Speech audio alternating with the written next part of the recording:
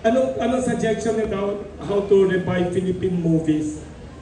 Ang Philippine movies, ako yung nagtulak ng Creative Industries Law na ngayon nagtatak na ng Creative Industries Council. Sana talagang pagtibayin yan pagkat napakarami nating magagaling na kabataan.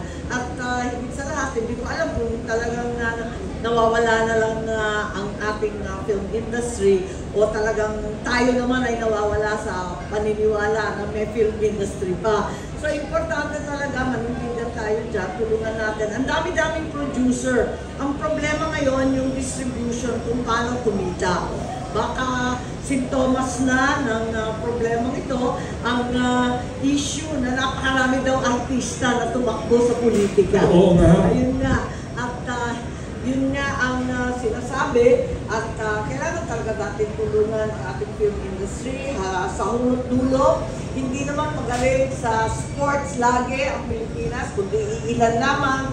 Hindi naman tayo sumikat sa agham at engineering, kundi ang Pilipino ay talagang likas na artista, malikhain, may kultura.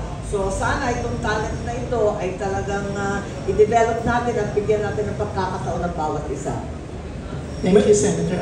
May nagtanong pa, okay pa kayong dalawa daw, di ko alam kung tama ito, na sa Korea daw, South Korea and China daw, may limit sa imported films per year. Yes, tama yun. There's a limit on imported films. Ang problema natin, miski yung MMFF, papasok na naman tayo sa season ng December. Minsan nagkukulang tayo ng sine, sobrang konti na lang talaga ang pinapalabas. At napakamahal napakamahal manood ng sine ngayon, hindi na pwede sa mga teenagers, sa ating mga kabataan.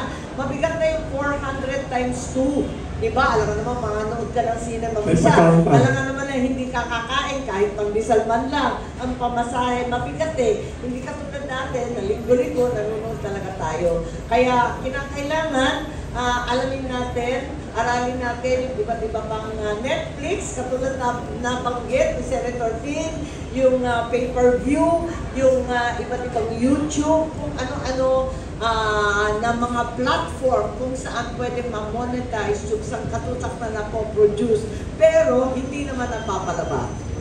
Yeah, Senator Ping, baka may suggestion sila sa movies. We should learn a thing or two from the Koreans. Yung Korean na yung sa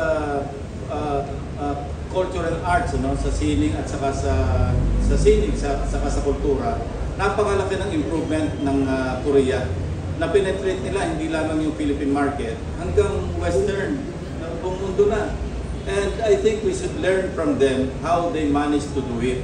In so short period of time, napakalaki ng kanilang inasenso pagdating sa hindi lang movies, kundi pati basta na penetrate nila yung entertainment world sa buong mundo, hindi lamang dito sa Asia.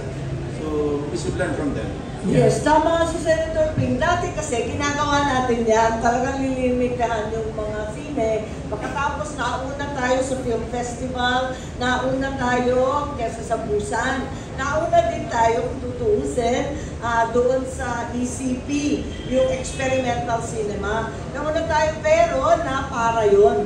Lahat na ugnot eh. Ewan ko kung bakit naman nahinto yung suporta natin para sa sine. At ngayon, mag-umpisa tayo muli, pero eto nga, yung Korean model, yung iba't ibang model, kung titignan natin, pati Malaysia, Singapore, Indonesia, binibigyan talaga nila ng din at mismo yung pamahalaan ang tumutulong. Sa atin, halimbawa, yung mga camera pa lamang, camera, pelikula, lahat ng equipment, kaya mahal-mahal sa pagpasok dito sa Pilipinas. Kaya hirap talaga para mag-umpisa. Sabi nga nila, mas heavily taxed pa kesa sa sabong ang film industry. Yeah, you mentioned the taxes. Sobrang heavily taxed, sabi mo, Senator. Always po, when we're talking to politicians, not only actors, actresses na nasa politics, they always say na, gusto nila isulong this, that, na maging parang sa Korea, na there are certain bilang ng araw na pwede magpalabas ng international movies, more on Tagalog, and sinusulong nila yung tungkol sa taxes para bumaba, di ba? Para mas marami makapag-produce, mas maging maunlad. Pero parang sa Senate po ba, Senator, since nakaupo po kayo, meron po bang ganyan na sinusulong? Kasi always po kasi naririnig namin na... part of it is the Creative Industries Law. Yun sa It's inyo now po. been enacted into law. The Creative Industries Council is being put together, and I think people like Kevin Kobunwe have been appointed. Sana may mas mga bagets din. At higit sa lahat, importante sana yung pinakamalaking bahagi ng sektor na yan maipasok. Ito na yung film. At napaka-importante yan. Yes, and Senator Ping. Medyo ligaw ako sa mga pending bills ngayon. So, Voted for it. Yan. Sana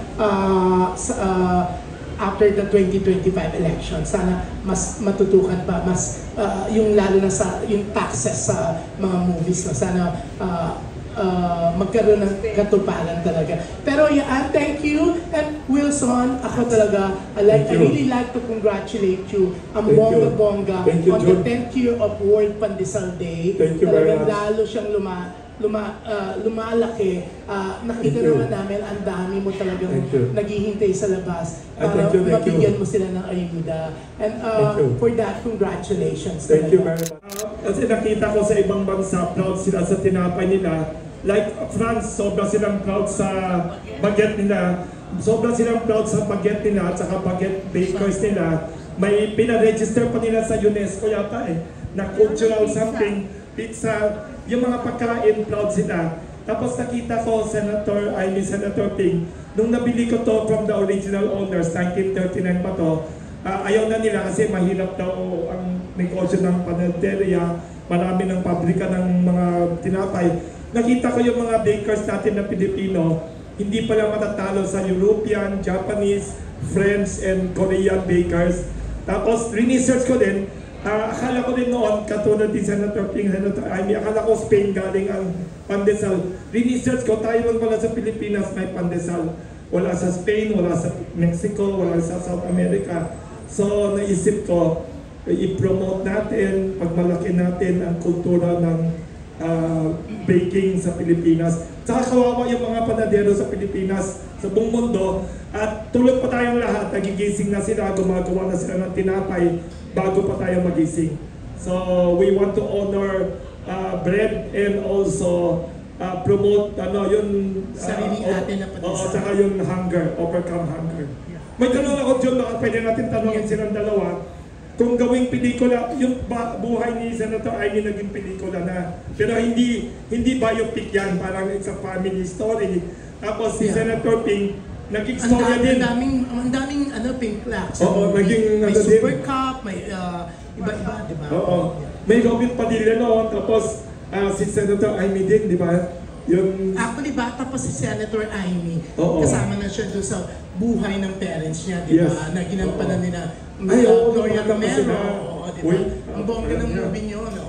Pinagbuklod ng tadhana ba? Si Vilma Santos. Bata siya. Si Vilma Santos. Dayan Wow. Amy Kaya Marcos. kasi yun. yung gumanap sa akin, hiniram pa yung uniforme ko sa eskwela. Wow, siga. Wow, Vilma naging sikat pa sobra.